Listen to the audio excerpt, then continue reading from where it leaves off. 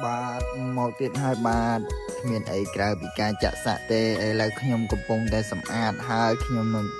សួរភ្ញៀវខ្ញុំថាបាទស្រឡាញ់កាស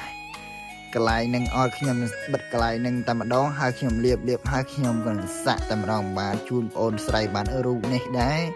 គឺថាយើងមិនចំណាយពេលវេលាយូរទេព្រោះអីរូបនេះខ្ញុំសាក់ពី3នាក់ហើយក៏វាចាំដែរបាទគឺសាក់រូបពីងបាទរូបនេះវាមានសភាពបែបនេះពេលយើងសាក់ហើយបាទមើលទៅគឺឲ្យខ្ជូតតែម្ដងបាទហើយ